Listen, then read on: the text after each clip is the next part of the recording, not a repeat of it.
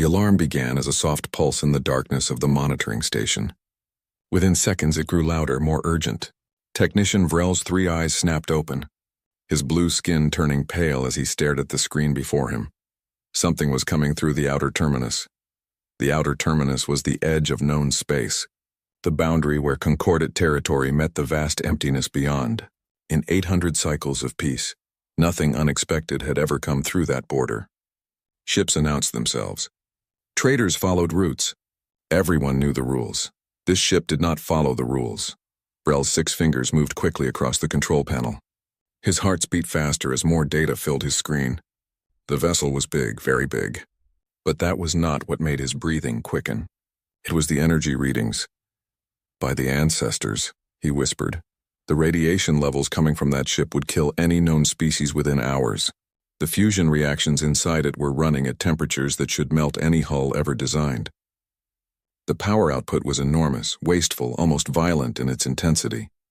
Vrel reached for the emergency communication device. His hand shook slightly. "This is Monitoring Station 749 to Concordate Central Command," he said, keeping his voice steady through training alone. "We have an unknown contact. It is not responding to standard hails. Energy signature is inconsistent with known technology. Requesting immediate guidance, the response came quickly, too quickly. That meant Central Command was taking this seriously. Station 749, maintain observation. Do not approach. A diplomatic fleet is being assembled. Continue all attempts at communication." Vrel acknowledged the order and turned back to his screens. He watched the unknown vessel move deeper into concordate space. It did not slow down. It did not answer his hails. It just kept coming, like a predator that had caught a scent. 3 days later, Ambassador Krell stood in the Grand Council chamber and felt something he had not experienced in his 200 years of life. He felt fear. The council chamber was beautiful, built from crystal that caught and reflected light in ways that inspired peace and contemplation. Representatives from 47 species sat in a great circle, their various forms creating a living artwork of diversity. The Varesh, like Krell, were tall and slender with smooth gray skin. The Torvan were covered in soft fur and had large, gentle eyes. The Krathic were thick-bodied and powerful, but even they followed the ways of peace that had defined the Concordate for centuries, now that peace faced something unknown. "The vessel continues to move through our space," High Counselor Marish said.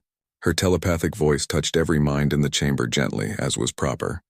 "It has not responded to any communication attempts. We must decide how to proceed."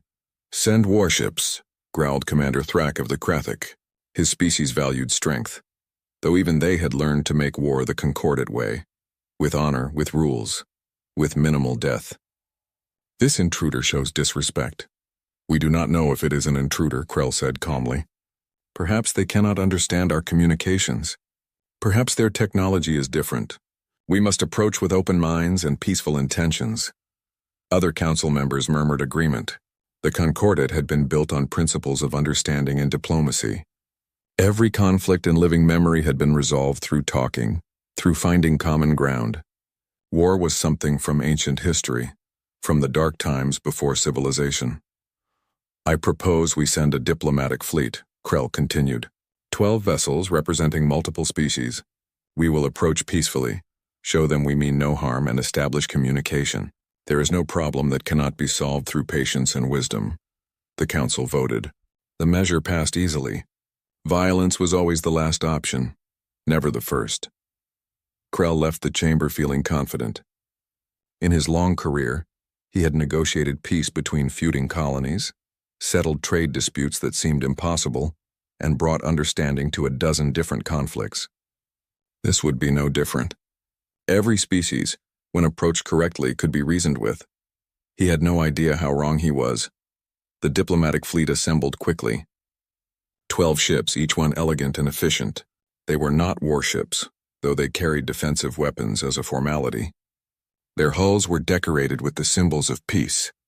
Their crews were trained diplomats, linguists, and cultural experts. Krell stood on the bridge of the lead vessel, the Harmonious Dawn. Around him, crew members worked quietly at their stations. The Varesh were natural leaders for such missions. Their telepathic abilities allowed them to sense emotions, to understand the feelings behind words, It made them excellent at finding peaceful solutions. "We are approaching the unknown vessel, Ambassador," the ship's captain reported. "It is maintaining its current course. No change in behavior. Keep trying all communication frequencies," Krell ordered. "Broad spectrum. Send mathematical sequences, the standard first contact protocols, everything we have." For hours they tried. They sent prime numbers. They sent images showing peaceful intent. They broadcast in every known language and several theoretical ones. The unknown ship remained silent. Then they got close enough for detailed scans. "Ambassador," the science officer said, her voice uncertain, "I am reading the vessel's structure now. This is strange." Krell moved to her station. The holographic display showed the unknown ship in detail for the first time. It was huge, 3 kilometers from end to end, shaped like a blade designed to cut through space itself. But what caught Krell's attention was the hull. It was scarred, patched, repaired again and again with different materials. Some sections looked new and fresh. Others were blackened and damaged.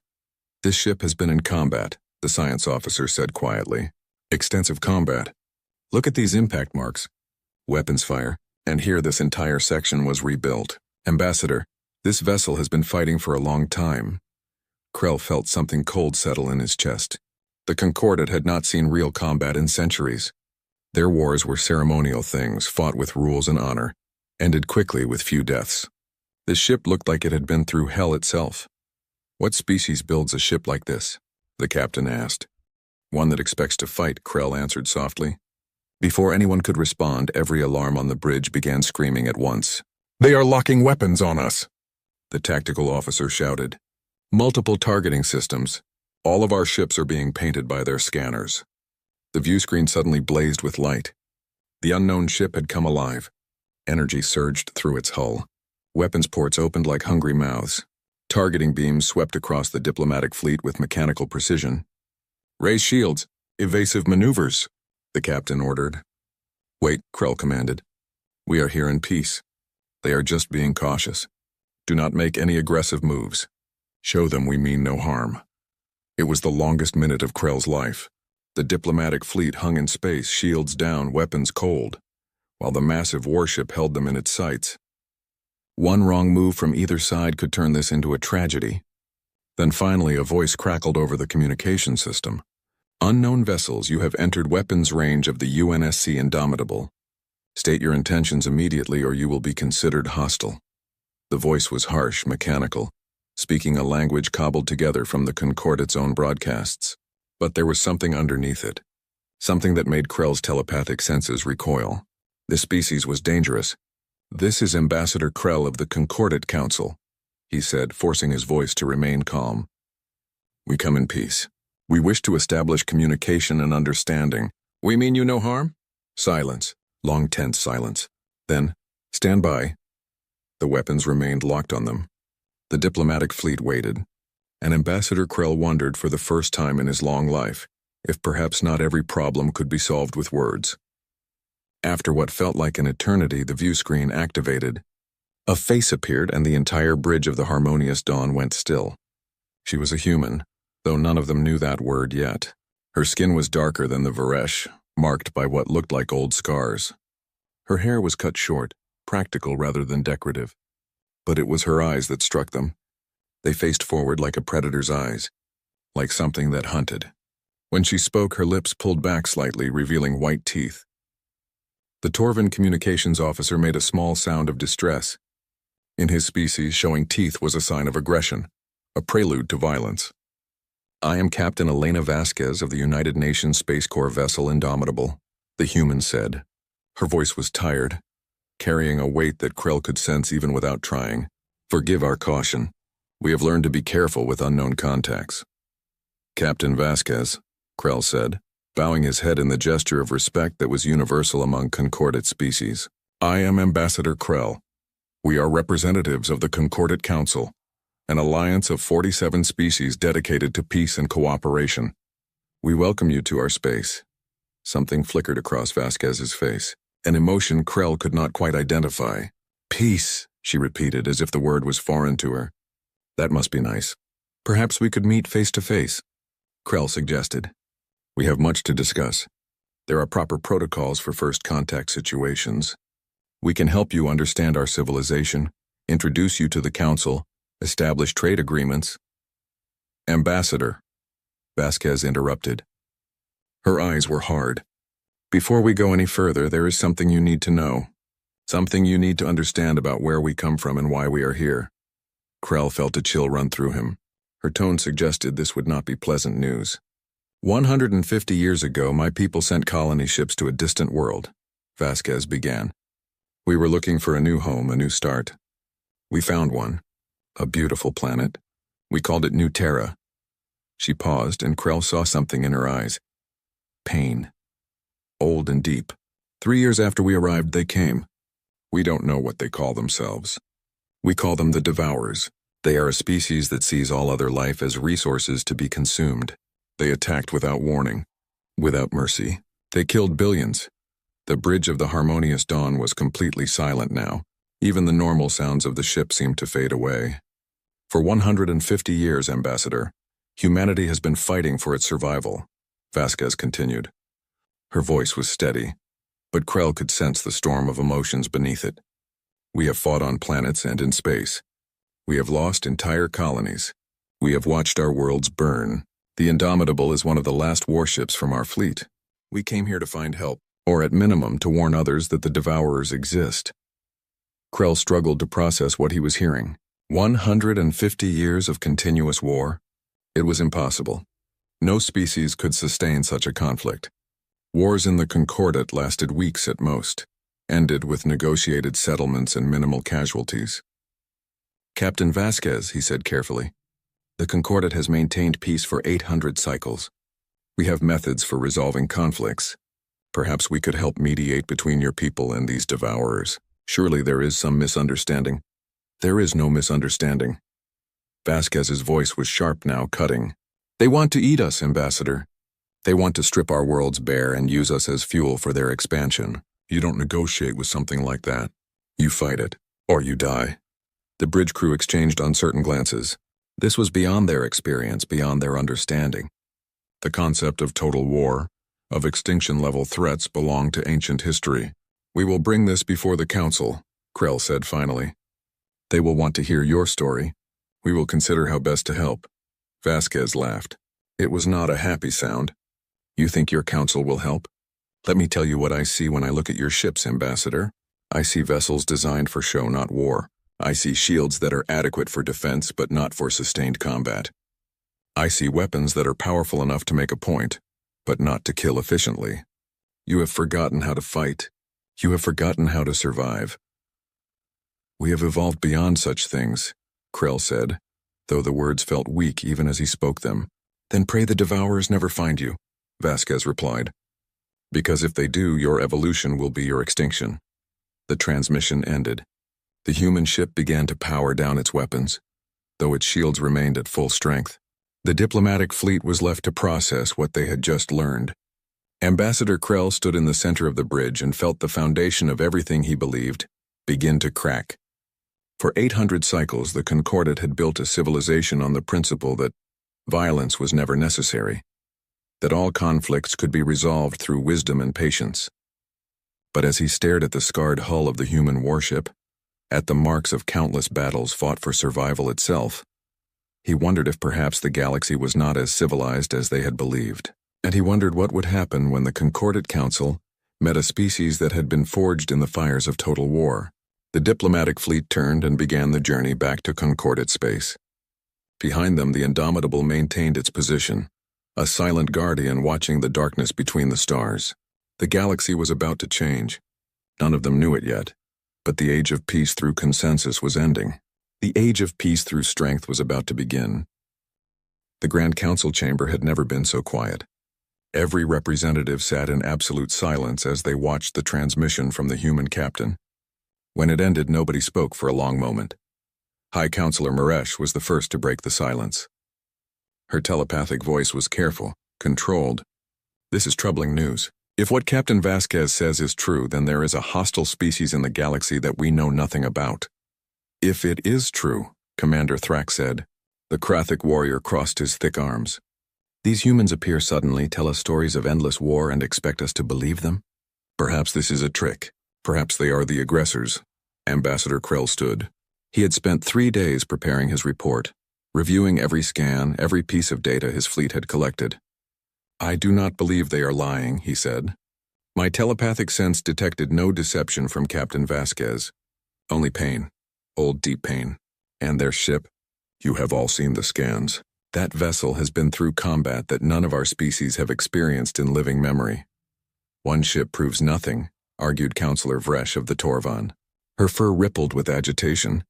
We have maintained peace for 800 cycles precisely because we do not rush to judgment.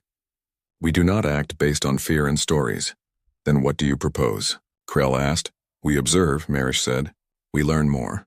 We verify their claims before we commit to any course of action. Send another delegation. Request more information.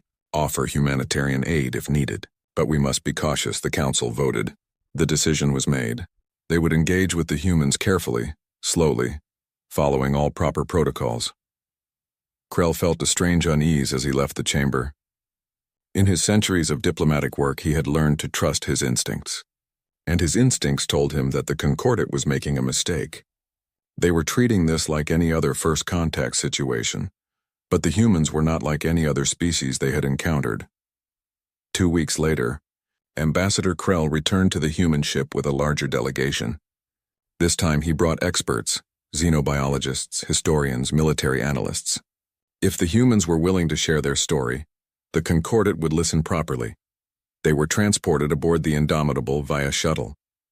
As they passed through the warship's docking bay, Krell observed everything carefully. The bay was functional, efficient, with no decoration or beauty. Everything served a purpose. Crews moved with quick precision, their uniforms worn and practical. Nobody wasted time. It was so different from Concordat vessels where every space was designed to inspire peace and reflection. Captain Vasquez met them in a briefing room. She looked tired, Krell thought, like someone who had not slept properly in years. Around her stood her senior officers, a mixture of humans with different skin colors and features. Some had visible scars. One was missing an arm, replaced with a mechanical prosthetic. Ambassador Krell, Vasquez said, nodding. Welcome aboard. I understand your council wants to know more about our situation. We do, Krell replied. The council is finding your story difficult to believe. No offense intended. It is simply beyond our experience. None taken, Vasquez said. She gestured to the chairs around the table. Please sit. We have prepared a presentation. But I warn you, it will not be pleasant. The Concordat delegation sat. The lights dimmed. A holographic display activated in the center of the table. This is New Terra, Vasquez began. The display showed a beautiful world, blue oceans, green continents, white clouds.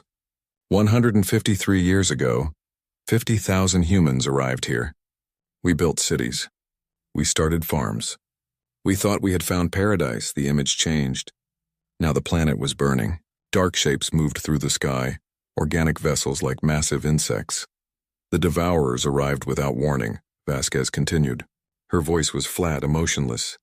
Krell realized she had told this story many times. They attacked every settlement simultaneously. Our defenses were minimal. We were colonists, not soldiers. They killed 30,000 people in the first week. The holographic display showed battles. The Concordat delegation watched in growing horror as they saw the devourers in action. The creatures were nightmarish, multi-limbed, covered in biological armor, moving with horrible purpose. They did not take prisoners. They did not negotiate. They simply consumed. We fought back with whatever we had, Vasquez said. Farming equipment, mining tools, our few security weapons. We lost 10 people for every devourer we killed, but we learned. We adapted. We survived.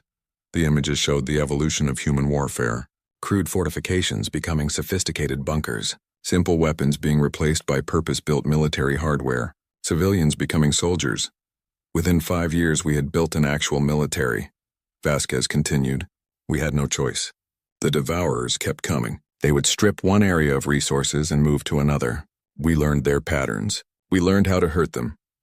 Krell watched one particular sequence, a group of humans defending a small settlement against overwhelming odds. They fought with desperation and savagery. When their ammunition ran out, they fought with blades. When the blades broke, they fought with their bare hands. The last 3 humans detonated explosives, taking dozens of devourers with them.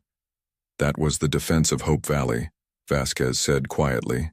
1,200 humans held that position for 6 days against 10,000 devourers. 23 humans survived, but they bought enough time for 15,000 civilians to evacuate. The Torvin counselor made a soft sound of distress. Her species could barely comprehend such violence.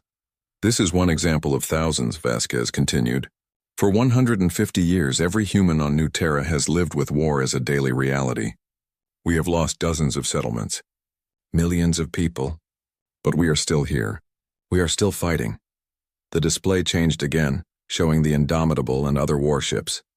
20 years ago, we completed our first fleet of deep space-capable warships, Vasquez explained. We took the fight to them. We hunted their breeding grounds. We destroyed their resource ships. We made them pay for every inch of ground they took. A Varish scientist in Krell's delegation raised his hand.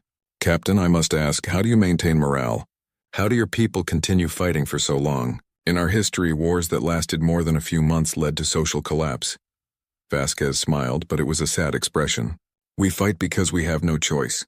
We fight because we remember what we lost. We fight because if we stop, we die. It is that simple. But the psychological impact, the scientist pressed. The trauma. How do your people cope? We don't, Vasquez said bluntly. Not really. Every human on New Terra carries scars, mental, physical, or both. We have entire medical facilities dedicated to helping people process their experiences. But we cannot afford to let trauma stop us. We learn to function despite it. We learn to live with it. Krell felt his telepathic sense touch the minds around him. He had been trained to sense emotions, to read the feelings of others. What he felt from Captain Vasquez and her crew was overwhelming. Pain, loss, determination like iron. And underneath it all, a capacity for violence that was terrifying in its intensity. These were not people who made war occasionally. These were people shaped by war, forged by it, made into something new. Show them the combat footage, said a voice from the doorway. Everyone turned. A man stood there, older than Vasquez, with gray hair and eyes that had seen too much. He wore a commander's insignia. James, Vasquez said. I was trying to ease them into it. They need to see, Commander James Chen said. They need to understand what we face, what might be coming to their space. Vasquez hesitated, then nodded. Very well. But I warned you, Ambassador. This will be difficult to watch. The holographic display changed once more. This time it showed raw combat footage from helmet cameras. Krell watched as human soldiers fought the Devourers in close quarters. The violence was shocking. The Concordat delegation saw humans taking wounds that should have been fatal and continuing to fight. They saw tactics that prioritized killing the enemy over personal survival. They saw humans sacrifice themselves deliberately to create opportunities for their comrades. In one sequence, a human soldier was completely surrounded. Instead of surrendering or attempting to escape, she detonated a grenade at point-blank range, killing herself and 20 Devourers. The footage ended. Several members of the Concordat delegation were visibly shaken. One was quietly crying. That was Corporal Maria Santos, Vasquez said. She was 24 years old. She had a husband and a daughter waiting at home. But she saw an opportunity to eliminate a Devourer command cluster, and she took it. Her sacrifice saved the lives of hundreds of other soldiers. This is madness, whispered a Concordat military analyst. No sane person would fight this way. You are correct, Chen said. His voice was hard. In your terms, we are not sane. We cannot afford to be. Sanity means following rules. Sanity means valuing your own life. In a war of extinction, there are no rules. And sometimes a single life must be spent to save many. Krell found his voice. Captain Vasquez, Commander Chen. Your story is compelling, but my council will ask for proof. Is there any way to verify that these Devourers actually exist? That they are the threat you describe? Vasquez and Chen exchanged glances. Some silent communication passed between them.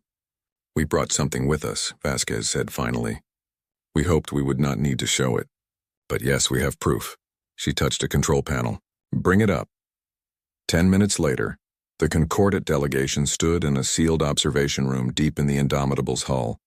Beyond a thick window of reinforced material was a containment cell. Inside the cell was a Devourer. It was smaller than the ones in the combat footage, perhaps only 2 meters tall. But it was no less horrifying. The creature was a nightmare made flesh, multiple limbs ending in blade-like appendages, a body covered in organic armor, and a head that was mostly mouth filled with rows of tearing teeth. It slammed against the window, making several of the Concordat delegation jump back in fear. "We captured this one during a raid on one of their supply ships," Chen explained. "It is young, not yet fully grown. An adult can be 3 times this size." "Can it be communicated with?" asked the Varish scientist. "Can it think, reason?" "It can think," Vasquez said. "They are not mindless animals. They plan, they strategize, they learn from their mistakes. That makes them more dangerous, not less." "Have you tried to negotiate with them?" Krell asked, though he already knew the answer. 13 times over the past century, Chen answered. Each time they responded by attacking the negotiation team. "We have captured their communications. We have attempted every form of contact we can imagine. They do not want peace, Ambassador. They want food. We are food." The creature hit the window again, its mouth opening to reveal a throat that pulsed with bioluminescent light. "We keep it sedated most of the time," Vasquez said. "Even in captivity, they are dangerous. This one killed 3 guards before we managed to secure it properly." Krell stared at the devourer. He tried to do what he had been trained to do. Find empathy, find common ground, find some way to connect. But all he felt was hunger. Endless, consuming hunger. This was a species that could not be reasoned with, could not be convinced, could only be fought. It was a concept that shattered everything the Concordat believed about the universe. The return journey to the council chamber was quiet. The delegation had much to discuss, much to process. But Krell could see it in their eyes. They believed now. The humans were not lying. The threat was real. When they presented their findings to the full council, the reaction was mixed. Some representatives were horrified. Others were skeptical, still clinging to the belief that somehow this could be resolved peacefully. A few, like Commander Thrak, argued that the humans themselves might be dangerous. "They fight like savages," Thrak said. "Did you see that footage? They have no honor. They use suicide attacks. They sacrifice themselves without hesitation. These are not the tactics of a civilized species. They are the tactics of a species fighting for survival," Krell countered. "Can we truly judge them for doing whatever is necessary to protect their people?" "But should we help them?" asked another counselor. "If we involve ourselves in their war, we might draw this threat to our own space. Perhaps the wise course is to maintain our distance." High Counselor Marish raised her hand, calling for silence. "This council must make a decision. But we need more information. Ambassador Krell, you have spent the most time with the humans. What is your assessment? Are they trustworthy?" Krell thought carefully before answering. "High Counselor, the humans are not like us. They think differently. They approach problems differently. They have been shaped by violence in ways we cannot fully understand. But yes, I believe they are trustworthy. And I believe they are telling the truth about this threat." "And do you believe we should help them?" Maresh asked. "I believe," Krell said slowly, "that we have no choice. If the devourers are real, if they are as dangerous as the humans claim, then eventually they will find us. Better to face them with the humans as allies than to face them alone." The council debated for hours, but Krell could see that minds were changing. The evidence was too strong, the threat too real. Finally, Maresh called for a vote. "All those in favor of offering military assistance to the human colony worlds?" The vote was close, but it passed. "Then it is decided," Maresh said. "We will help. But first we must see if these humans can teach us what we need to know. We must see if we can learn to fight as they do." Commander Thrak stood. "High Counselor, if I may suggest, let the humans prove themselves first. Let them demonstrate their combat capabilities. The Krathic are the finest warriors in the Concordat. If these humans are truly as skilled as they claim, let them show us in a controlled test." Marish considered this. "A demonstration?" "A simulation," Thrak said. "Our best fleet against their single ship. Non-lethal weapons, of course, but it would let us see what they are capable of." Krell felt uneasy about this, but he could see the political wisdom. The council needed to be convinced completely. They needed to see human warfare with their own eyes. "Very well," Marish agreed. "Ambassador Krell, please convey our offer to Captain Vasquez. We wish to see a demonstration of human combat tactics. If they impress us, we will commit fully to an alliance." Krell bowed and left the chamber. As he walked toward the docking bay, he wondered if the Concordat truly understood what they were asking for. The humans had spent 150 years learning how to kill efficiently. They had refined violence into an art form. They had built their entire civilization around the concept of survival through superior force. And now the Krathic, the proudest warriors in the Concordat, wanted to test themselves against that. Krell suspected the Krathic were about to learn a very hard lesson about the difference between playing at war and actually fighting one. He just hoped the lesson did not break them. The simulation arena floated in deep space far from any inhabited worlds. It was a massive sphere of energy fields and sensor equipment designed to track every movement, every shot, every tactical decision during combat exercises. The Concordat had used it for training purposes for 300 cycles. Never had it seen real combat. Today, it would come close. Captain Elena Vasquez stood on the bridge of the Indomitable and studied the holographic display showing her opposition.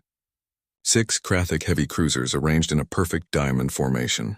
Each one was nearly a kilometer long, heavily armored, carrying enough firepower to level a small moon. Against them, 1 human warship. Damaged, patched, running on systems that were held together by determination and skill as much as by engineering. "They think this is a fair test," Commander Chen said quietly, standing beside her. 6 against 1, Vasquez smiled. It was not a kind expression. They have no idea what a fair fight actually is. Down in the CIC, Combat Information Center, her crew worked with practiced efficiency. They had done this hundreds of times before. Not simulations, real combat, real consequences. The stakes today might be lower, but their professionalism remained the same. "All stations report ready, Captain," her tactical officer said. Lieutenant Marcus Webb was 26 years old and had been fighting since he was 16. His face had the hard lines of someone who had seen too much death. "Weapons at simulation settings. All systems green." "Good," Vasquez said. She opened a channel to the Concordat observation ship that was monitoring the exercise. "Captain Vasquez to control. The Indomitable is ready to begin." Ambassador Krell's voice responded. "Captain, we are receiving your telemetry. Please remember, this is a non-lethal simulation. The goal is to demonstrate tactics, not to cause actual damage." "Understood, Ambassador," Vasquez replied. Then she switched to the fleet-wide channel, the one that would let her speak to the Krathic ships. "This is Captain Vasquez to Krathic Fleet Commander Thrak. Are you ready?" Thrak's voice came through full of confidence. "We are ready, human. Though I must say I am disappointed. I expected more ships. This will be over quickly." "Maybe," Vasquez said. "Or maybe you will learn something today." "Good luck, Commander." She closed the channel and turned to Chen. "What do you think? How long?" Chen considered. "The Krathic are good. They train hard. Their formations are textbook perfect. Their firing solutions will be accurate. They follow all the standard doctrines for fleet combat." He paused. 4 minutes, I say 3, Vasquez replied. "Helm Tactical, you ready to show them how humans fight?" Across the bridge, her crew smiled. They were predators who had just spotted prey. "Ready, Captain," they responded as one. The simulation began. On the observation ship, Ambassador Krell watched his display with intense focus. Around him, representatives from a dozen species monitored the exercise with their own equipment. High Counselor Marish was present. Her telepathic sense stretched out to observe the emotional states of the combatants. "The Krathic are moving into attack position," the tactical officer reported. "Standard 6-ship assault formation. They are coordinating their approach to maximize overlapping fields of fire." "Very professional," Krell nodded. The Krathic were indeed impressive. Their ships moved with precision, maintaining exact distances from each other. Every weapon was locked onto the human vessel. Every shield was properly angled to provide mutual support. It was perfect by Concordat standards. "The human ship is not moving?" Maresh asked. Indeed, the Indomitable hung in space like a dead thing. Its engines were cold. Its weapons were not charging. Even its shields seemed to be minimal. "Perhaps they are malfunctioning," suggested one observer. "Or perhaps," Krell said slowly, "they are doing exactly what they want to do." The Krathic fleet closed to attack range. Thrak's voice came over the open channel, broadcasting to everyone watching. "Human vessel, you have not maneuvered or taken defensive positions. Are you surrendering already?" No response from Vasquez. "Very well," Thrak said. "All ships fire at will." Let us show them Krathic precision. The 6 cruisers fired simultaneously. Their weapons, set to simulation mode, launched brilliant streams of energy toward the Indomitable. The attack was coordinated perfectly. Every shot was calculated to hit a critical system. It was a textbook assault. The Indomitable vanished. For a moment, Krell thought the ship had been destroyed. But no, the sensors still showed it. The human warship had moved with impossible speed, dropping away from its position just before the shots arrived. They were playing dead. Maresh breathed. They wanted the Krathic to commit. The Indomitable reappeared on sensors now below and behind the Krathic formation. Before Thrak could issue orders, the human ship opened fire, but not at the fleet. At the space between them, what are they shooting at? Someone asked. Then Krell understood. They are not trying to hit the ships. They are breaking the formation. The Krathic cruisers following their training scattered to avoid the fire. It was the correct response according to standard doctrine, when under attack spread out to make targeting difficult. But it left them isolated from each other. And the moment they were separated, the Indomitable struck. The human ship moved like nothing Krell had ever seen. It was not elegant. It was not graceful. It was violent and aggressive like a predator going for the throat. It targeted the nearest Krathic cruiser and unleashed everything it had. Multiple hits on Krathic Vessel 3, the tactical officer reported. Shields collapsing. They are reading as mission killed. 1 down, 5 to go. The remaining Krathic ships tried to reform to re-establish their coordination. But the Indomitable would not let them. It moved constantly, never staying in one place, always positioning itself where only 1 or 2 enemies could target it at a time. They are using the destroyed ship as cover, Marish observed, making the Krathic afraid to fire for fear of hitting their own vessel. Indeed, the Indomitable had positioned itself so that the disabled cruiser was between it and 3 of the remaining 5 ships. The Krathic, following rules about not firing on friendly vessels, had to maneuver around. By the time they did, another ship was dead. This is not warfare, a Concordat observer said, shocked. This is butchery, Krell said nothing. He just watched, fascinated and horrified in equal measure. The Indomitable did not fight fairly. It did not give the enemy chances to regroup. It exploited every moment of confusion, every second of hesitation. When a Krathic ship tried to charge weapons, the humans hit it before it could fire. When a ship tried to maneuver, the humans anticipated the move and was waiting. It was like watching a master chess player competing against children. The Krathic were skilled, well-trained, and brave. But the humans were operating on a completely different level. 3 minutes and 40 seconds after the simulation began, the last Krathic cruiser registered as destroyed. Complete victory for the humans. 0 losses. The observation ship was silent. Nobody knew what to say. Finally, Thrak's voice came over the channel. He sounded different. Shaken. Human ship, this is Commander Thrak. We request a review of the engagement. We need to understand what happened. Of course, Commander, Vasquez replied. Her voice was professional, showing no pride or arrogance. We would be happy to discuss the battle. 2 hours later, both fleets gathered in the observation ship's conference room. The Krathic commander sat on one side of the table, the human officers on the other. The Concordat representatives occupied the middle, with Ambassador Krell moderating. Commander Thrak looked like someone who had been struck in the head. His thick features were set in an expression of confusion and something that might have been fear. I do not understand, he said. We did everything correctly. Our formation was perfect. Our firing solutions were accurate. Our coordination was flawless. How did you defeat us so easily? Captain Vasquez leaned forward. Commander, may I be blunt? Please, Thrak said. I need to understand. You did everything correctly, Vasquez agreed. By Concordat standards, your tactics were excellent for the kind of warfare you practice. Ritualistic, rule-based combat where both sides agree to certain limitations. But we do not fight that way. We cannot afford to. She activated a holographic replay of the battle. You started in a perfect formation. Perfect by your rules. But it made you predictable. We knew exactly how you would approach. Exactly what angles you would use. Exactly when you would fire. The hologram showed the Indomitable appearing to be helpless, drawing the Krathic in. You played dead, Thrak said. We used deception, Vasquez corrected. In real combat against the Devourers, we use every advantage we can get. There is no honor in death. There is only survival. Lieutenant Webb spoke up. Commander, in the first 30 seconds of the engagement, you made a fatal mistake. You broadcast your attack order on open channels. We heard you tell your ships to fire. That gave us 2 full seconds to react. But communication is necessary, one of the Krathic officers protested. How else do we coordinate? Encrypted channels, Webb replied. Prearranged signals. Autonomous decision-making by individual ship commanders.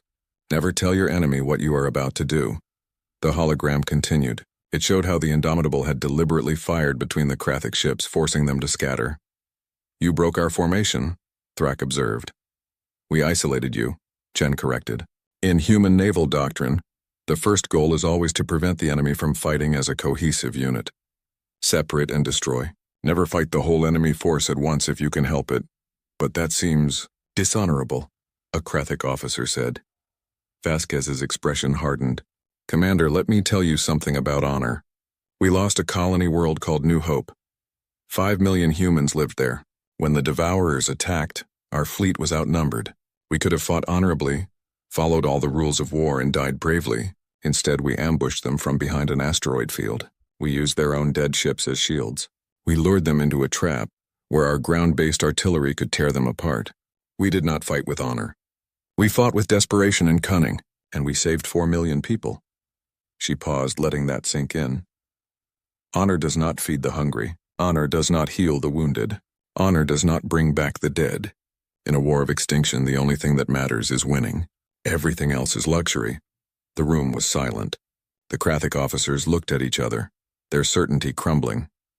When you reformed your formation, Webb continued, you did it by the book. Each ship moved to its proper position. Perfect execution. But perfect execution is predictable execution. We knew where each ship would be before you even moved. We were waiting. The hologram showed the Indomitable systematically destroying the Krathic cruisers one by one. You concentrated fire on each target until it was destroyed, Thrak said. We spread our fire across multiple targets to damage as many as possible. That is standard doctrine. Standard doctrine is wrong, Vasquez said flatly. A damaged ship can still fight. A destroyed ship cannot. We always prioritize elimination over damage. Kill one enemy completely, then move to the next. Never leave a threat operational if you can help it. Chen pulled up another tactical display. Here is where you made another critical error. When your ship 3 was disabled, you all held fire for fear of hitting it. That gave us nearly 4 seconds of free maneuvering time. We could not fire on our own vessel, a Krathic officer protested. Why not? Chen asked. It was already dead. In real combat, we would have used it as a weapon. Crashed it into your formation. Detonated its reactor, something. The dead exist to serve the living. That is the price of war. Thrak stood up suddenly. His massive form trembled slightly. This is madness. You are describing warfare without conscience, without mercy, without humanity. Vasquez stood as well, meeting his gaze steadily. No, Commander. We are describing warfare without illusion. You and your people have had the luxury of treating combat as a game with rules. We have not. Every tactic you saw today was learned through blood, through losing, through watching good people die because we were not ruthless enough, not clever enough, not willing enough to do whatever was necessary. She gestured to her crew. Lieutenant Webb lost his entire family in the fall of New Shanghai. Commander Chen watched his wife die in a Devourer raid. Every person on my ship has lost someone. We fight the way we do because we cannot afford to lose anyone else. And if that seems cruel or dishonorable to you, then I am sorry, but I will not apologize for keeping my people alive. Thrak sat down slowly. When he spoke again, his voice was quiet. We thought ourselves warriors. We practice from birth. We study strategy and tactics. We take pride in our military traditions. And you should, Vasquez said, sitting as well. You are warriors, skilled ones. But you are warriors who have not needed to actually fight in a very long time. You practice war. We live it. Can we learn? Thrak asked. Can you teach us to fight as you do? Vasquez exchanged glances with Chen. Some silent communication passed between them, as it often did with people who had fought together for years. Yes, she said finally. But you will not like it. You will have to abandon much of what you believe about honor and proper conduct.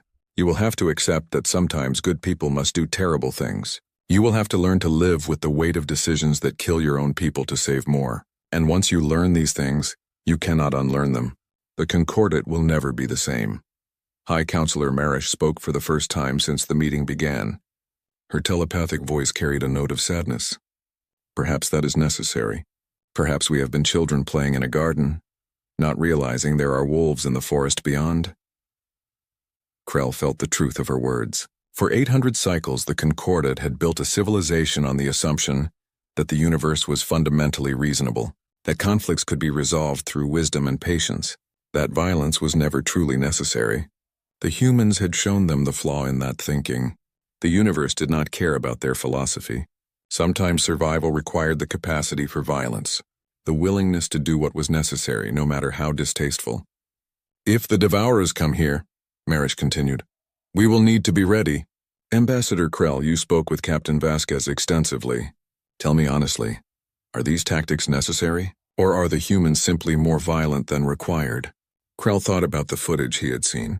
The Devourers tearing through defenses, the human soldiers fighting against impossible odds. The choice between cruel tactics and total extinction. High Counselor, he said slowly, I believe the humans do what they must, nothing more, but also nothing less. They have learned to be efficient killers because inefficient killers do not survive. Marish nodded. Then we must learn as well. Commander Thrak, your Krathic forces will be the first to train under human instruction. Captain Vasquez, we accept your offer of alliance. We will send aid to your colony worlds, and in exchange you will teach us how to wage real war. Vasquez stood and gave a formal nod. We accept, High Counselor. But I must warn you, this training will be hard. Many of your people will not want to adapt. Old warriors will resist new ways. Let them resist, Thrak said, his voice hard now. I saw what happened today. I felt helpless like a child fighting an adult. I will not feel that way again. If these Devourers exist, if they are coming, then we must be ready. Even if it costs us our pride. The meeting ended. Agreements were made. Plans were set in motion. The Concordat had committed itself to learning human warfare for better or worse.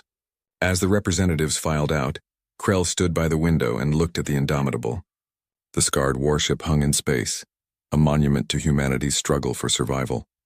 He wondered what the Concordat would become, once it learned to fight as the humans did. Would they become protectors, using their new skills only when necessary? Or would they become something darker, shaped by violence as the humans had been? Only time would tell. But one thing was certain. The galaxy had changed today. The age of peace through consensus was over. The age of peace through strength had begun. The warning came 3 weeks after the Concordat began their military training with the humans.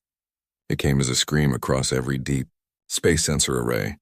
Massive energy signatures, moving through the outer terminus at speeds that should have been impossible for organic vessels.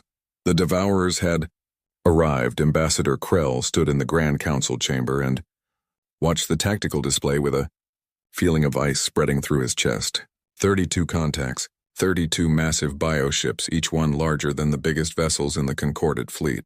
They moved in a swarm pattern, organic and flowing like a school of predatory fish that had caught the scent of prey. They followed the Indomitable, Krell said quietly. They tracked the human ship here. It does not matter how they came, High Counselor Marish said. Her telepathic voice was controlled, but Krell could sense the fear beneath it. They are here. We must respond. Commander Thrak stepped forward. In the past 3 weeks, the Krathic leader had changed. He carried himself differently now, moved with more purpose. The humans had been teaching him well. I have 15 ships ready for immediate deployment. Another 20 can be mobilized within 6 hours. We should strike now before they can establish a foothold. Negative, Captain Vasquez said. She stood beside the tactical display, her face grim. Commander, with respect, you have had 3 weeks of training. That is not enough. These are Devourers. If you engage them using standard Concordat tactics, they will destroy you. Then what do you suggest? Marish asked. Vasquez studied the tactical display, her eyes moving across the data with the practiced ease of someone who had spent years reading battle information. The Indomitable engages them. We buy time for you to mobilize your full fleet. Then we coordinate a defense using human tactics. 1 ship against 32? Thrak protested. That is suicide. Vasquez smiled, but there was no humor in it. Commander, I have fought against worse odds than this. Trust me, Before anyone could respond, Commander Chen entered the chamber quickly. His expression told Krell that something had changed. "Captain," Chen said urgently, "we are receiving distress calls from the outer colonies. The Devourers are not heading for the core worlds. They are hitting the frontier settlements." "Show me," Vasquez commanded. The tactical display shifted. Red markers appeared across a dozen different colony worlds on the edge of concorded space. Small settlements, mining outposts, agricultural stations. None of them were heavily defended. "They are going for resources first," Vasquez said. "Standard Devourer tactics.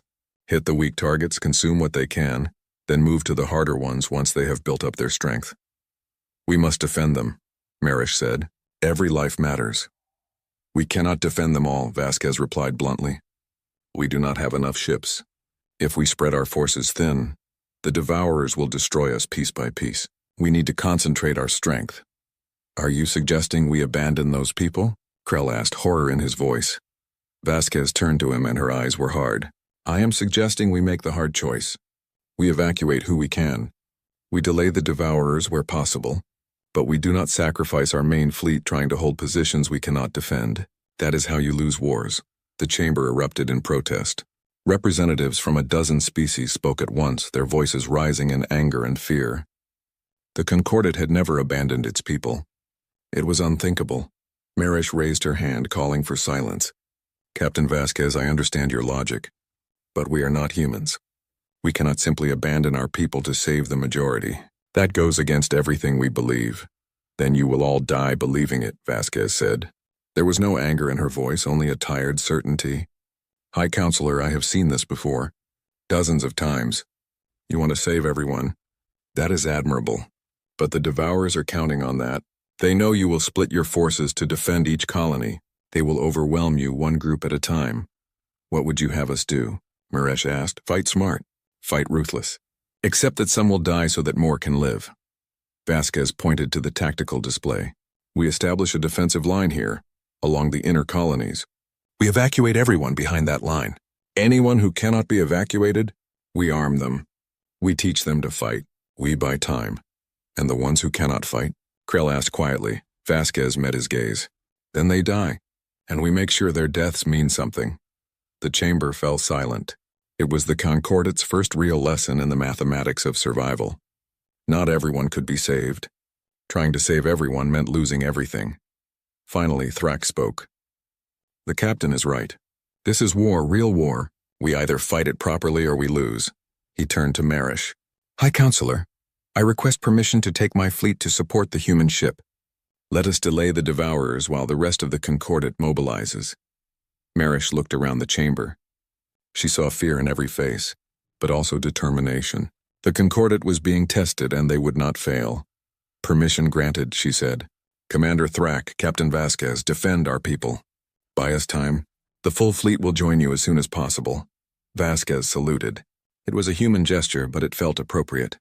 "We will hold the line, High Counselor, no matter the cost." The Indomitable and 15 Krathic cruisers jumped to the first battle zone 3 hours later.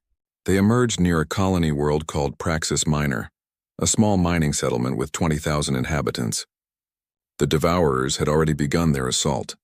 On the bridge of the Indomitable, Vasquez watched the horror unfold. 3 Devourer bioships surrounded the planet, launching smaller craft toward the surface. Even from orbit, she could see the destruction. Settlements burning, people fleeing, the desperate fight of a colony that had no real military capability. "How many can we evacuate?" Chen asked. Lieutenant Webb checked his sensors. "Transport capacity for maybe 5,000. We would need 3 trips. That would take 6 hours minimum." "We do not have 6 hours," Vasquez said. "The moment we start evacuating, the Devourers will target the transports. We need to hurt them first. Make them focus on us instead of the colony." She opened a channel to Thrak's fleet. "Commander, this is Vasquez. Are your people ready?" Thrak's voice came through steady and determined. "We are ready, Captain. Tell us what to do." For 3 weeks, Vasquez had been drilling the Krathic in human combat doctrine. Hit and run, focus fire, exploitation of weakness. Thrak and his captains had been good students. Now it was time to see if the lessons had taken root. "We go for the bioship on the left," Vasquez ordered. "Full attack run. Concentrated fire on its propulsion systems. We cripple it, then move to the next target. Do not stop. Do not try to fight all of them at once. Kill one, move on. Clear? Clear, Thrak responded. Then let us show these monsters what the Concordat has learned. All ships attack. The human and Krathic vessels dove toward the Devourer fleet like vengeful angels. The bioships detected them immediately and began to turn, launching defensive organisms, living weapons that flew through space like guided missiles. Evasive maneuvers, Vasquez commanded calmly. Point defense, take out the small ones. Helm, get us to optimal firing range. The Indomitable twisted and rolled, its point defense cannons creating a web of fire that destroyed the incoming biological weapons. Behind it, the Krathic ships followed, mirroring its movements with increasing confidence. They hit the first Devourer bioship like a hammer strike. Concentrated fire from 16 vessels poured into its rear section, where the organic engines pulsed with bioluminescent energy. The creature shrieked, an actual sound transmitted through some unknown method, as its propulsion system ruptured. Target disabled, Webb reported. It is losing mobility. Moving to target 2, Vasquez said. Maintain formation. Watch for the counterattack. The Devourers responded exactly as she predicted. The 2 remaining bioships broke off their planetary assault and turned to face the attackers. They were angry now. Good. Angry enemies made mistakes. The second bioship died harder than the first. It had time to maneuver, to bring its weapons to bear. Living projectiles hammered against shields. One Krathic cruiser took heavy damage and fell back, its hull breached in 3 places. But the combined fleet kept firing, kept pressing, and slowly, inevitably, the second bioship began to die. Critical damage to target 2, Webb announced. It is breaking apart. On the view screen, the Devourer bioship convulsed. Its organic hull split open, spilling atmosphere and biological fluid into space. It gave one final shriek and went dark. One left, Vasquez said. Thrak, status? We lost the warrior's pride, Thrak reported. His voice was tight with emotion. Captain Krell went down with his ship covering our approach, but we are still in the fight. Vasquez felt the familiar weight of command settle on her shoulders. Good people dying. That was the price of war. His sacrifice will be remembered. All ships' final assault. Let us finish this. The last Devourer bioship did not wait for them to attack. It launched everything it had. Hundreds of smaller organisms, some designed to attach to hulls and burn through them, others packed with explosive biological compounds. Full point defense, Chen ordered. Do not let them reach us! The space between the fleet and the bioship became a storm of fire. The humans and Krathic shot down the biological weapons as fast as they came, but some got through. The Indomitable shook as something slammed into its port side. Hull breach on deck 7, a damage control officer reported. Sealing compartments. Keep firing, Vasquez commanded. We are almost there. The fleet closed to point-blank range. Every weapon fired at once. The Devourer bioship tried to flee, but it was too slow, too damaged. It died screaming. The evacuation of Praxis Minor took 12 hours. With the immediate threat eliminated, transports moved in and began pulling people off the planet. Not everyone could be saved. The Devourers had killed thousands before the fleet arrived. But 15,000 made it out. Vasquez stood in the Indomitable's observation deck and watched the refugee ships depart. Behind her, the door opened and Ambassador Krell entered. We received word from 5 other colonies, Krell said quietly. 3 were completely destroyed before any help could arrive. The other 2 are under attack now. Vasquez nodded. She had expected this. How long until the main Concordat fleet is ready? 2 more days. Maybe 3. Krell moved to stand beside her at the window. Captain, we lost a ship today. Captain Krell was my cousin. We were named after the same ancestor. I am sorry, Vasquez said. He died bravely, died protecting others. In my culture, that is the highest honor. Krell paused. But it still hurts. Is it always like this? Does the pain ever become less? Vasquez thought about all the people she had lost over the years. Friends, comrades, lovers. Every name was carved into her memory. No, she said honestly. It never becomes less. You just learn to carry it, and you make sure their deaths accomplish something. That is all we can do. They stood in silence for a moment, 2 officers from different species bound together by the shared experience of loss. The Council is debating whether to continue with your tactics, Krell said finally. Some say they are too brutal. That we are losing what makes us civilized. And what do you think? Vasquez asked. I think civilization is a luxury that requires strength to maintain. And I think you have been trying to teach us that strength. Krell looked at her. Captain, when this is over, if we survive, will we still be the same people we were? Vasquez smiled sadly. No, war changes everyone. But that is not always a bad thing. You are learning to be harder, yes, but also to be survivors. The question is whether you can hold on to your values even as you do what is necessary. Can you? Krell asked.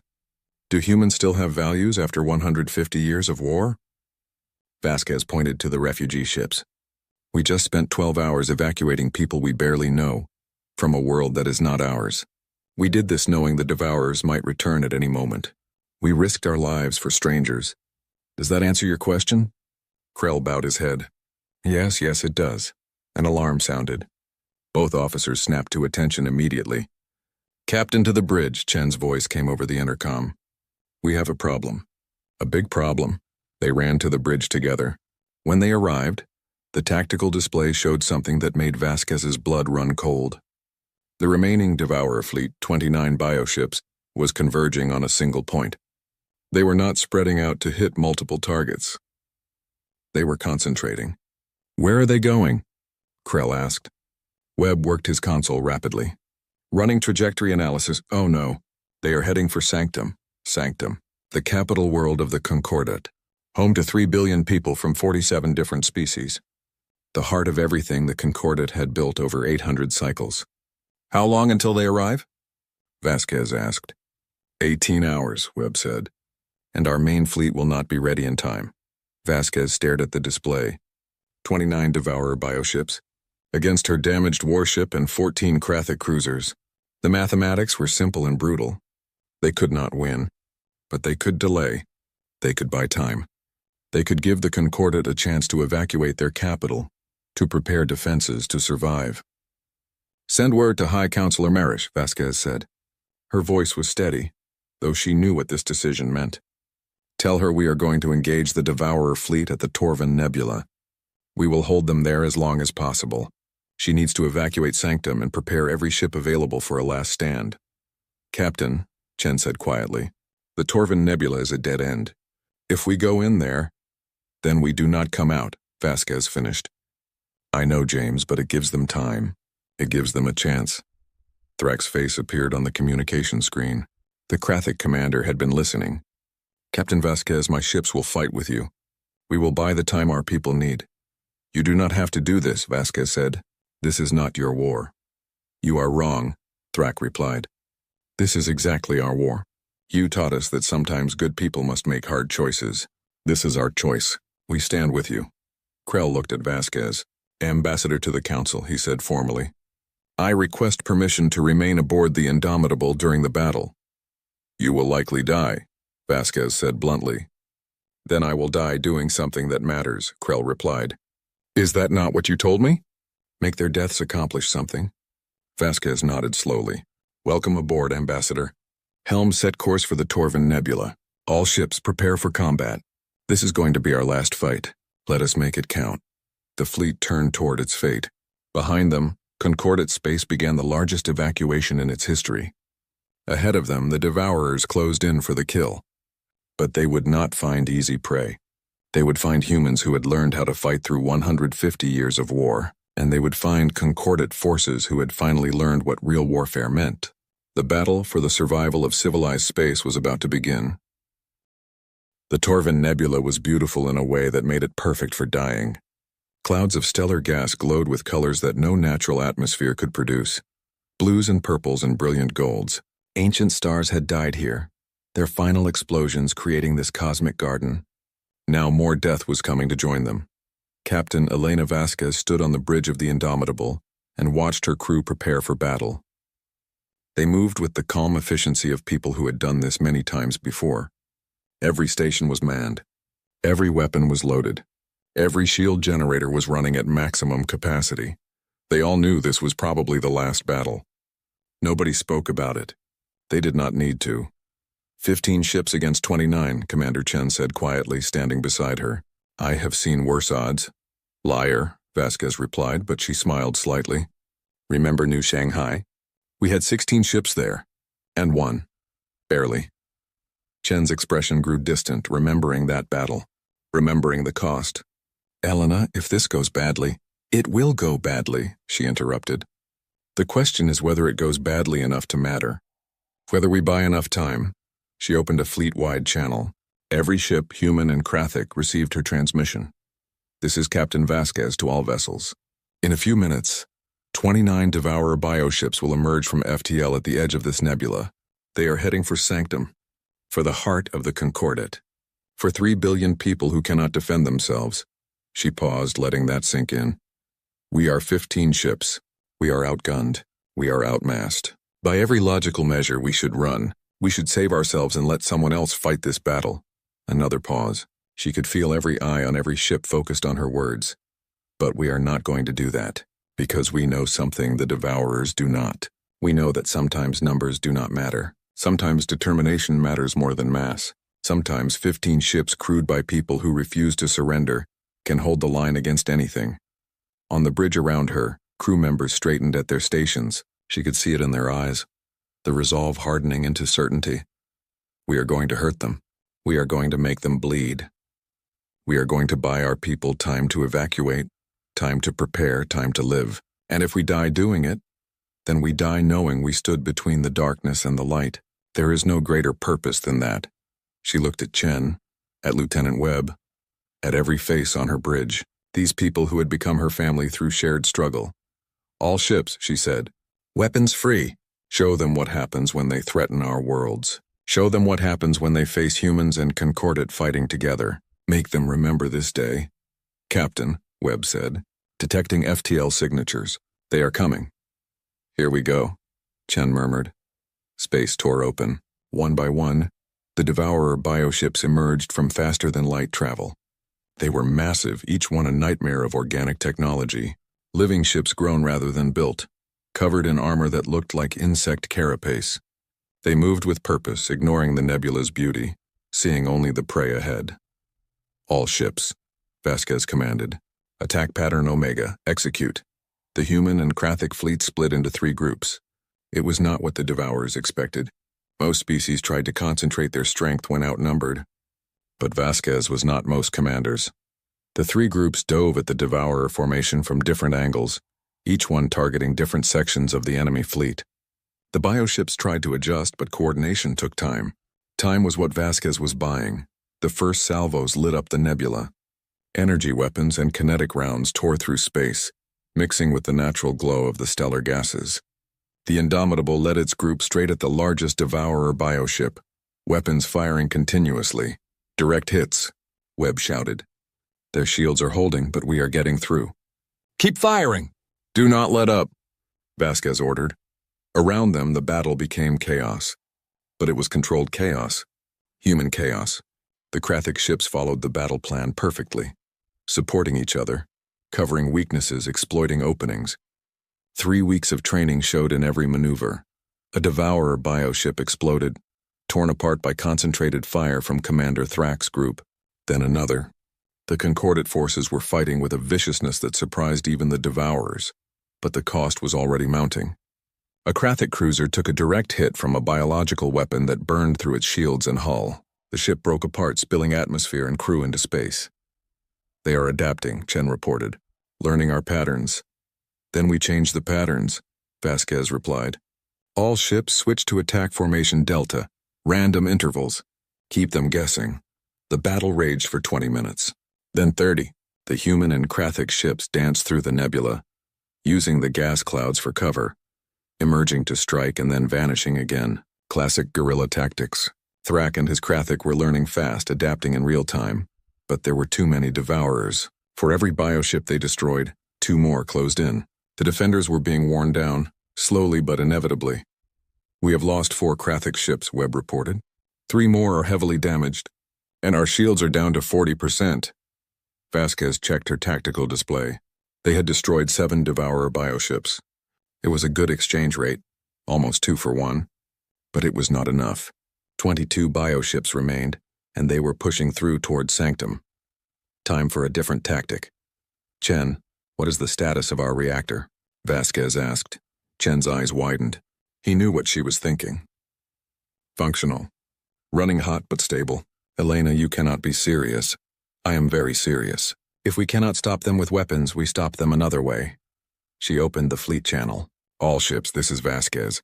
Break off and retreat to minimum safe distance. I repeat, break off now. Captain, what are you doing? Thrak's voice came through, confused. Something necessary, Commander. Take care of the Concordat for us. And tell them Earth says hello. She closed the channel before Thrak could protest. The Krathic ships began to pull back, still firing, covering their retreat. Ambassador Krell, who had been silent throughout the battle, stood up from where he had been staying out of the way. Captain Vasquez, what are you planning? The only thing left to do, Vasquez replied calmly. We are going to ram the largest bioship at full speed and detonate our reactor. It will take out most of their fleet. The rest will be damaged enough for your reinforcements to handle. That is suicide, Krell said. Yes, Vasquez agreed. But it is effective suicide. That is what matters. Chen stepped forward. Elena, we can evacuate the crew. Use the autopilot. No time, Vasquez said.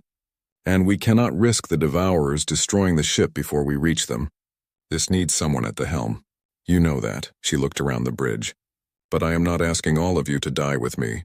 Anyone who wants to evacuate has 60 seconds to reach the escape pods. No shame in choosing life. You have all earned the right to survive. Nobody moved. Lieutenant Webb spoke up, his young face set with determination. With respect, Captain, go to hell. I am not leaving. Around the bridge, the crew nodded. Murmurs of agreement. They had come this far together. They would finish together. Vasquez felt something break inside her chest. Pride, sorrow, love for these people who had become her family. Then we make this count. Chen, redirect all power to engines and shields. Strip every non-essential system. I want maximum speed. Already done, Chen replied. His hands moved across his console, making final adjustments. We will hit them like a missile. They will not even know what happened. The Indomitable turned and accelerated. The massive warship pointed itself at the largest Devourer bioship, the flagship, they assumed, and pushed its engines beyond safety limits. The hull began to vibrate. Warning alarms screamed throughout the ship. Devourers are detecting our course change, Webb reported. They are trying to intercept. Too late, Vasquez said. We are committed. Helm, maximum burn! The ship surged forward. Space blurred. The Devourer flagship grew larger on the view screen with terrifying speed. The other bioships tried to block the Indomitable's path, but the human ship smashed through them like they were paper. 30 seconds to impact, Chen said. His voice was steady. Elena, it has been an honor serving with you. The honor was mine, James, Vasquez replied. She opened a final transmission, broadcasting to the Concordat. This is Captain Elena Vasquez of the UNSC Indomitable. To the Concordat Council, we bought you time. Use it well. Defend your people. Remember that sometimes peace requires sacrifice. And to humanity, wherever our people are fighting, never stop. Never surrender. Make them remember what happens when they threaten Earth's children. She looked at her crew. These brave souls who had followed her into hell so many times. I am proud of every one of you. 10 seconds, Chen said. Ambassador Krell closed his eyes and reached out with his telepathic sense. He felt the minds around him. Human minds, so strange and violent and beautiful. They were not afraid. They were at peace. Ready? 5 seconds. Vasquez gripped the arms of her command chair. For humanity. For the Concordat. For everyone who cannot fight for themselves.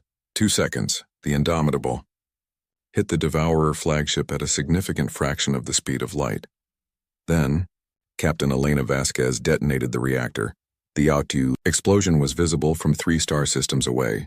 The Indomitable's reactor, pushed far beyond its normal limits, unleashed enough energy to vaporize the Devourer flagship instantly.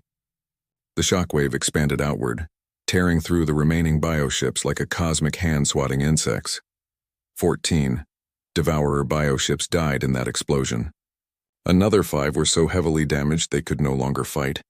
The remaining 3, battered and broken, fled into FTL, running for their lives.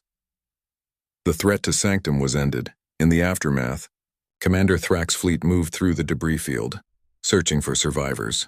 They found none from the Indomitable. The human warship had been completely destroyed, but they did recover the ship's log, protected in an armored data core designed to survive anything. They recovered the final transmission. Captain Vasquez's last words, and they wept. Krathic warriors trained from birth to be strong, shed tears for a human captain who had taught them what true strength meant. 2 weeks later, the Grand Council chamber held a memorial service. Representatives from all 47 species attended. The chamber was filled beyond capacity. People stood in the aisles. Others watched from outside via video feeds. At the center of the chamber stood a holographic display showing the Indomitable. Beside it, one by one, appeared the faces of every crew member who had died in the battle. 417 humans, crew members from 3 Krathic ships that had been destroyed. A total of 622 souls. Ambassador Krell stood to deliver the eulogy. His voice, usually calm and measured, trembled with emotion. "We are here to honor the fallen," he began, "to remember those who gave everything to protect our civilization. But we are also here to acknowledge a truth that is difficult to accept." He paused, looking around the chamber at the assembled representatives. For 800 cycles, the Concordat believed that civilization meant the absence of violence. We thought ourselves enlightened because we had moved beyond war. But we were wrong. Civilization does not mean the absence of violence. It means the willingness to commit violence only in defense of what is right. Murmurs of agreement rippled through the chamber. Captain Elena Vasquez and her crew came from a people who had known war for generations. They had been shaped by violence, hardened by it. We feared them. Some of us saw them as barely civilized. But they showed us something we had forgotten. They showed us that sometimes good people must do terrible things. That sometimes the only way to protect the innocent is to stand between them and the darkness, no matter the cost. High Counselor Murish stepped forward. Commander James Chen, Captain Vasquez's second officer, recorded a message before the final battle. I believe we should hear his words. The holographic display changed. Commander Chen appeared, looking tired but resolute. His voice filled the chamber. "If you are hearing this, then the Indomitable is gone. And so am I. Good. That means we did what we set out to do. We bought you time." Chen paused, seeming to gather his thoughts. "I want you to understand something about humanity, about Earth. We are not a warrior species. We did not choose violence. Violence was forced upon us. For millions of years, we survived by being clever, by adapting, by refusing to give up. And when something tried to destroy us, we learned how to fight back." Another pause. His eyes seemed to look directly through the recording, seeing everyone watching. "Captain Vasquez once told me that humans have only 2 settings, peaceful cooperation or absolute war. We tried peaceful cooperation with the Devourers.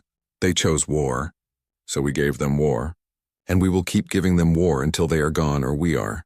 Chen smiled sadly. "But here is what I want the Concordat to know. We did not come to your space to conquer. We did not come to spread human dominance. We came looking for help. And when you needed us, we did what humans have always done. We stood between the darkness and those who could not stand alone. That is who we are. That is what Earth taught us. Protect the weak. Defend the helpless. Never back down from evil." The recording flickered. "The Concordat is different from humanity. You have built a civilization based on peace and understanding. That is beautiful. Do not lose that. But do not forget what we taught you.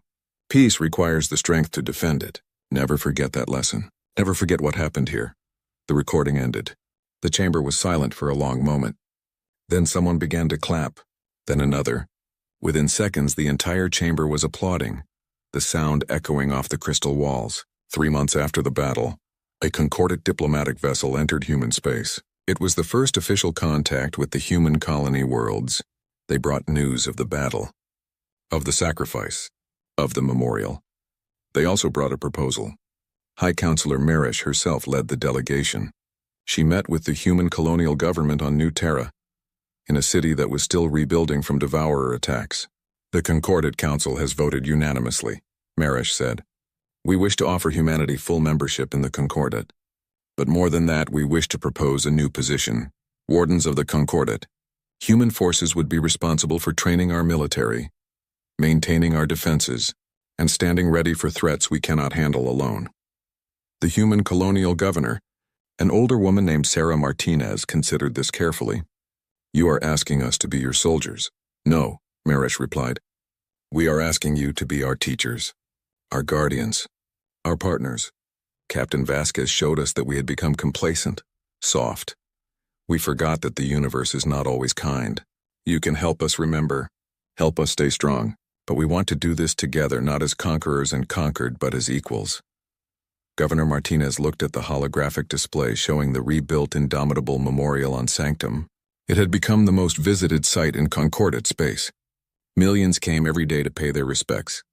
"We accept," Martinez said, "but with conditions. Never again do humans fight alone, and never again does the Concordat forget how to defend itself. Deal?" "Deal," Marish agreed. They shook hands, a human gesture that was quickly spreading through the Concordat.